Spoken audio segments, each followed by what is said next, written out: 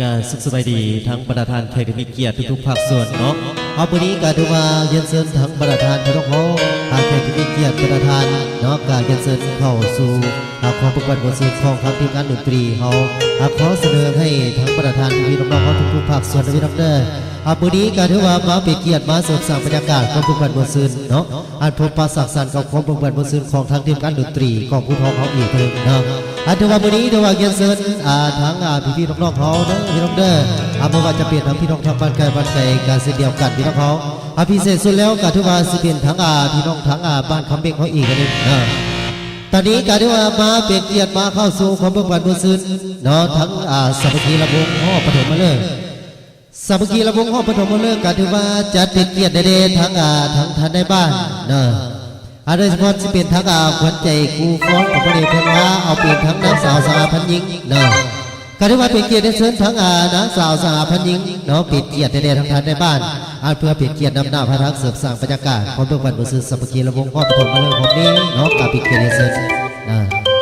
ตอนนี้ก็ถือว่าเป็นเกียรตินางสาวมาห่อจนถึงการเกียรติเชิญทั้งท่านในบ้านนะ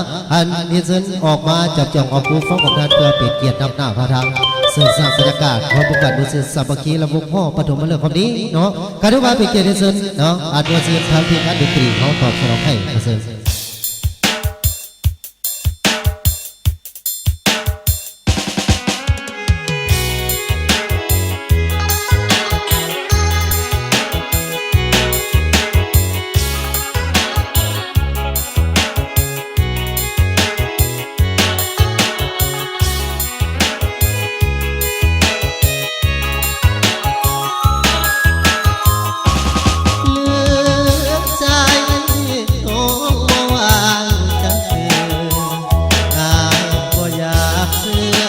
บ่เสื้อว่าสา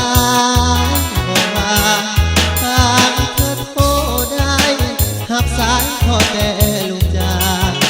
สำเนียงเสียงเบากระทางลูกจ้างที่ยังเสียงรอสนใจใครหับสายให้เจ้าเสียงเบาฟ้าวฟ้าวให้เบามือถือเจ้าน้ำหาบ่ได้บอกพอแม่เจ้าสิอยู่ไสโนเสียงร้องผู้นั้นแม่นไทยฟ้าดินจงสวยเป็นหูเป็นตาอยากรู้แค่นาว่าคืนนี้น้องใส่น้ำหาก็เห็นมือถือก็ใส่บ่ได้น้ำตาของอายมันไหลน้อยใจน้องบ่สงสา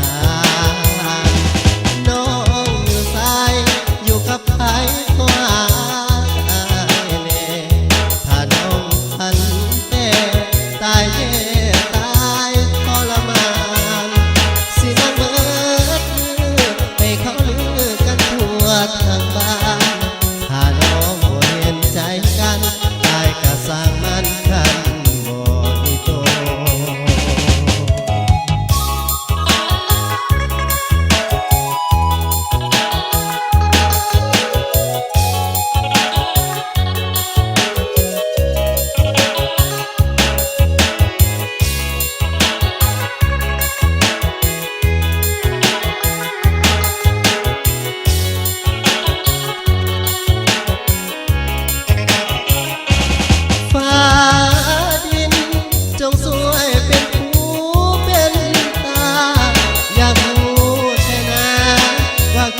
นี่น้